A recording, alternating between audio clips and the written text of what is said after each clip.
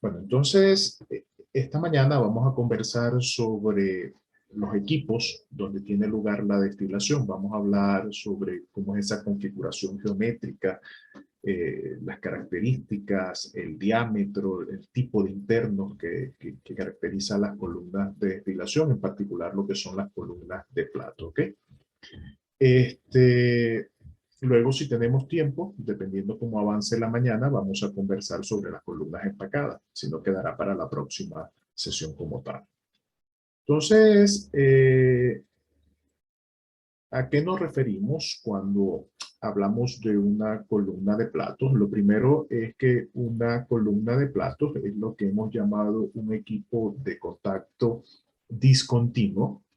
Y decimos que es discontinuo porque la fase vapor y la fase líquida solamente se ponen en contacto en los platos, ¿ok?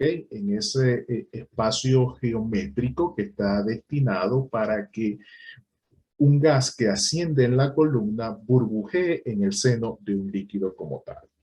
Entonces, aquí en esta diapositiva podemos observar una configuración de un plato, cómo es el funcionamiento de un plato como tal. Lo primero que tenemos es que un gas, ¿ok? Ingresa por la parte inferior de la columna, ¿ok? Este es el gas que viene de nuestro rehervidor. Y ese gas va a ascender por la columna a través de perforaciones, válvulas o casquetes, que son los tres tipos de accesorios que suelen usarse en el interior de una columna de platos. Ese gas va a ir ascendiendo en tanto de que un líquido que viene desde la parte superior de la columna del condensador, el líquido que hemos condensado, ingresa por la parte superior de la columna. Esto que vemos acá es lo que se conoce como el baffle, es una sección de la columna, una parte interna de la columna, que hace entonces de que el líquido no ingrese bruscamente, es una lámina de metal que tiene esta forma de L, lo que hace que el líquido que va fluyendo choque contra él y llene. Entonces vamos a encontrar que ese líquido va a ir descendiendo a lo largo de la columna. Solamente en el plato es donde tiene lugar entonces el contacto entre gas y líquido. Por eso decimos que esto es un proceso discontinuo, porque en la zona que hay entre cada uno de los platos, teóricamente no ocurre la transferencia de masa o no debería de ocurrir la transferencia de masa, solamente debería de ocurrir en el espacio que hay entre los platos.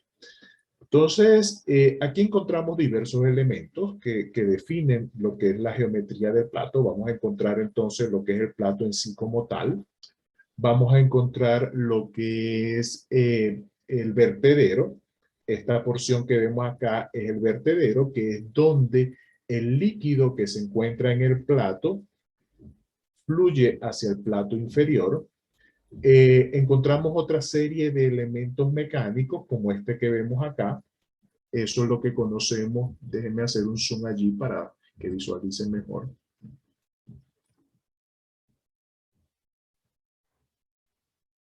Este elemento que vemos acá es lo que se conoce como la cresta del vertedero. Es decir, es una porción del vertedero que sobresale, cuya finalidad es de mantener una altura de líquido sobre el plato. Sobre esa cresta del vertedero hay una altura, ¿ok? Que será la que permitirá que ocurra el rebose del líquido para descender al plato inferior. Tenemos un vertedero, una sección para lo que es el vertedero de entrada, este que está acá.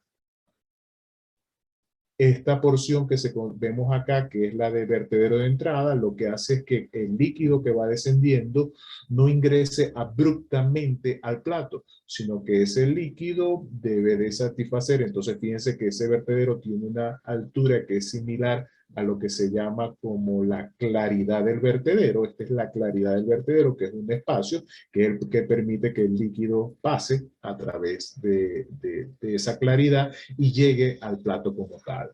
vamos a encontrar una zona que se conoce como el gradiente hidráulico, o lo que es la altura del líquido en la zona del vertedero. Esto lo que hace es el sellado.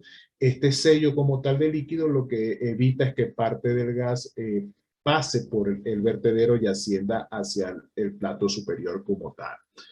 Eh, Cuando nos dedicamos a diseñar mecánicamente un plato, básicamente nos dedicamos a dimensionar todos estos elementos. Es decir, nos dedicamos a dimensionar primero cuál es la dimensión del plato, es decir, cuál es ese diámetro. Fíjense que aquí del lado derecho podemos observar acá en esta figura, si hiciésemos un corte transversal en la columna,